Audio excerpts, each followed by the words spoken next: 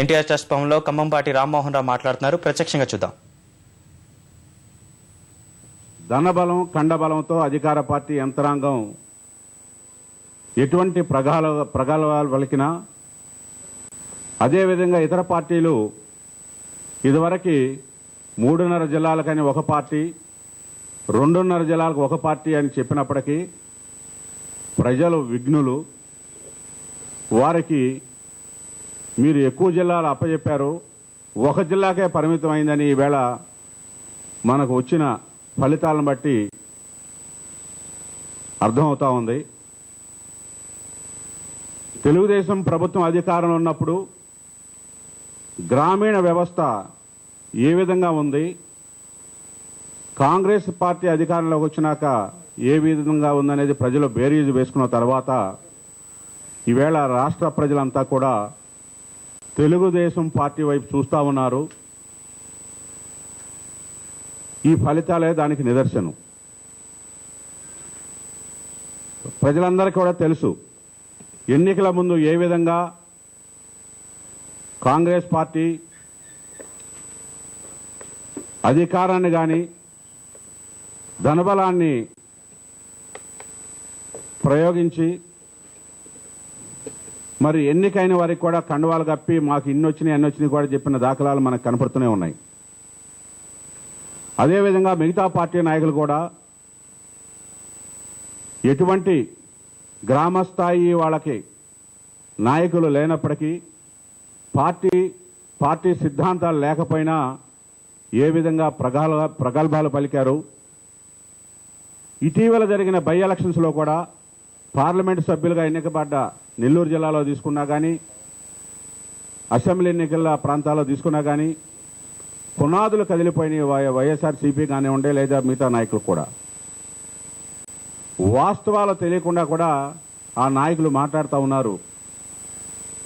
ఏకగ్రీవ ఎన్నికల్లో టీవీలో చూపెడితే 2 గంటల 10 నిమిషాలకి ఫలితాలు రాకుండానే, అవి చూడకుండానే కూడా వేరే ఛానల్ నుంచి రియాక్ట్ అవటం జరుగుతూ ఉంది. ఇది చాలా దురదృష్టకరం. వాస్తవాలకు అతీతంగా ఒక ఛానల్ అయితే పెట్రోల్ బంక్లో రీడింగ్ ఏ విధంగా ఉంటుందో ఆ విధంగా, అంటే ఉత్తరప్రదేశ్తో సమానంగా వాళ్ళ సంఖ్య చూస్తే పంచాయతీలు ఎక్కువ కనపడతాయన్న విధంగా చూపెట్టుకుంటా ఉన్నారు. దీన్ని బట్టి చూస్తూ ఉంటే వాళ్ళు నిస్సహాయ స్థితిలో, నిస్పృహతో మరొకసారి మైండ్ గేమ్లో విధంగా వాళ్ళ యొక్క ఛానల్లో ప్రచారం చేసుకుంటా ఉన్నారు. ప్రజలు అది గమనిస్తూనే ఉన్నారు. ప్రజలు తెలుగుదేశం పక్షాన ఉన్నారు. ఆ రోజు అధికారంలో ఉన్నప్పుడు ప్రజా సంక్షేమ కార్యక్రమాలు, గ్రామీణ వ్యవస్థ, మహాత్మా గాంధీ కలలుగన్న గ్రామీణ అభివృద్ధికి తెలుగుదేశం చేసింది కాబట్టి ప్రజలంతా కూడా తెలుగుదేశం పక్షాన్ని వాళ్ళు ఉన్నారు. ఈవేళ ఫలితాలు మనకి ఆ దిశగా మరి కనపడతా ఉన్నాయి. చాలామంది చెప్పారు ప్రభుత్వ యంత్రాంగం అంతా కూడా అనేక ప్రలోభాలు పెట్టారు. అధికార బలం, ధనబలం కూడా ఈ యొక్క తీర్పుకి వ్యతిరేకంగా, ముఖ్యంగా ప్రధాన ప్రతిపక్షమైన తెలుగుదేశానికి ప్రత్యామ్నాయంగా తెలుగుదేశం కావాలని వాళ్ళ ప్రజలు కోరుకుంటున్నారని మనకి ఈ యొక్క ఫలితాల వల్ల ఇనిషియల్గా ఇప్పటిదాకా వచ్చిన ఫలితాలు కానివ్వండి, ప్రజల ట్రెండ్ ఆ విధంగా ఉందనేది ఈవేళ మీ అందరి ముందు రాష్ట్ర ప్రజలకు తెలియజేస్తా ఉన్నాం. ఇప్పటిదాకా వచ్చిన ఫలితాలు చూస్తే శ్రీకాకుళం జిల్లాలో 304 పంచాయతీల్లో టీడీపీకి 75 మెజార్టీ స్థానాలు వచ్చినాయి. అదేవిధంగా మెజారిటీ 1-2 జిల్లాల్లో మాత్రమే ఎక్కడైతే పార్టీ యంత్రాంగం కానీ మా యొక్క నాయకులు సమన్వయ లోపం ఉంటే పార్టీని వెంటనే ఆ సమన్వయాన్ని కూడా కరెక్ట్ చేసే విధంగా పార్టీ చర్యలు తీసుకుంటుందని అధ్యక్షుల వారు కూడా చెప్పడం జరిగింది.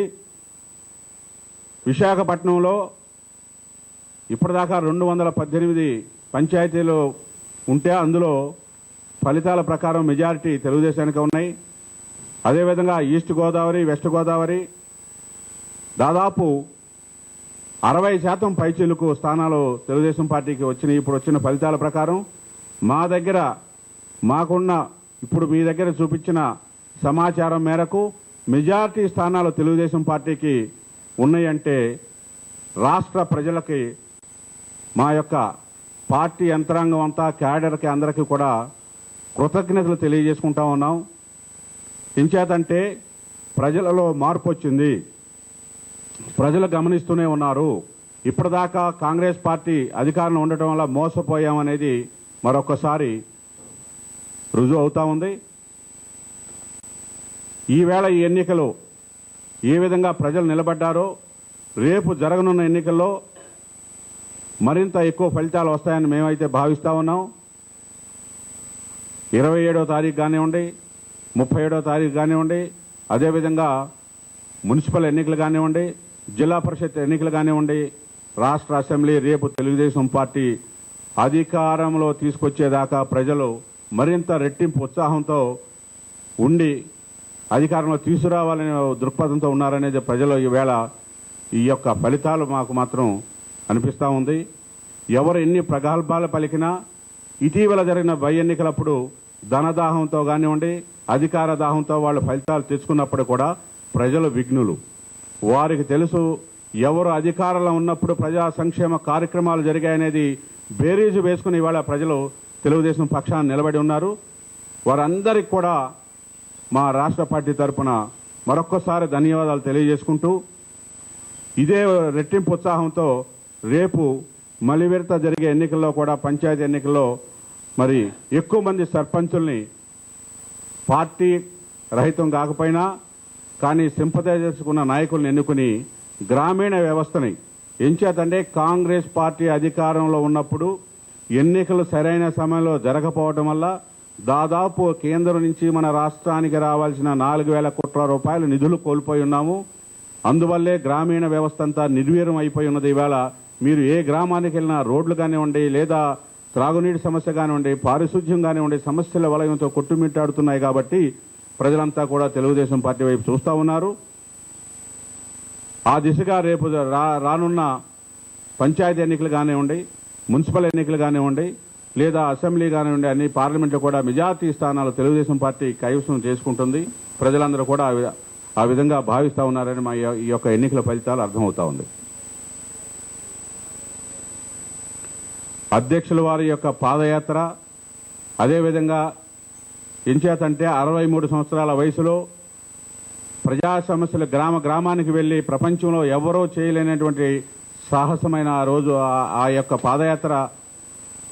మరి అదేవిధంగా ఉత్తరాఖండలో తెలుగు వాళ్ళందరూ కూడా తీర్థయాత్రలకు వెళ్ళి వాళ్ళ పడుతున్న ఇబ్బందులు ఏ విధంగా ఉన్నది, ప్రభుత్వం అధికారంలో ఉన్నా పట్టించుకోకపోయినా కానీ మరి యంత్రాంగం అంతా మా నాయకుడు అదేవిధంగా పార్టీ యంత్రాంగం నిమగ్నమై అక్కడి నుంచి కూడా తీసుకొచ్చిన దాఖలాలు.